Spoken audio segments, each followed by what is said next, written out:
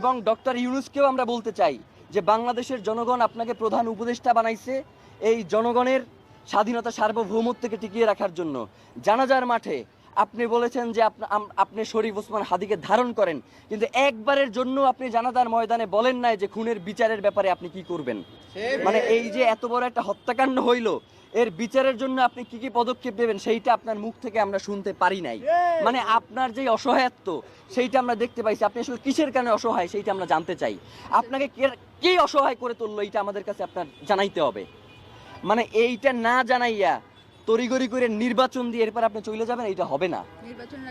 নির্বাচনের আগে বিচার নিশ্চিত করতে হবে, এরপর নির্বাচনের আগে কোনো নির্বাচন হবে না। মানে বাংলাদেশের জনগণ শুধুমাত্র ওই সবসময় স্ত্রীরা রক্ষার জন্য রক্ত দিয়ে যাবে, এই ভুংসুং শেষ, এইগুলো আর চলবে না। এখন থেকে রক্ত দিব না। প্রয়োজনে যারা আমাদের ভাইকে হত্যা করছে, গুম করছে, খুন করছে, আপনারা যদি এই দায়িত্ব পালন করতে না পারেন, বাংলাদেশের জনগণ কিন্তু রক্ত নেওয়া শুরু করে দেবে। রক্তপাত একবার শুরু হয়ে গেলে এটা কিন্তু আপনারা থামাইতে পারবেন না। সুতরাং আপনাদেরকে হুঁশিয়ারি করে বলতে চাই যে অতি দ্রুত ওসমান হাদির খুনের সাথে যারা জড়িত তাদেরকে দ্রুত গ্রেফতার করেন। আপনারা যদি সুস্পষ্টভাবে আমাদেরকে বলেন যে খুনি ভারতে পলায়ে গেছে, তাইলে কি করতে হবে? তাইলে যেইটা করতে হবে সেটা হচ্ছে বাংলাদেশে একটা বন্দি বিনিময় চুক্তি আছে, আপনারা জানেন না?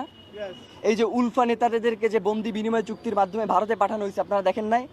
উলফা নেতারা খালি বাংলাদেশ থেকে ভারতে পাঠানো যায়, ভারত থেকে দিল্লির ওই কুত্তা শেখ হাসিনারে বাংলাদেশে আনা যায় না। মানে হইলো যাইয়া বাংলাদেশ থেকে খালি আমরা সবাই খালি সহযোগিতা করবো আর পাঠাবো, কিন্তু ওই দেশে খালি সন্ত্রাসীদের অভয়ারণ্য হবে, ওই দেশ থেকে কাউরে পাঠানো হবে, এই ধরনের ফাইজলামি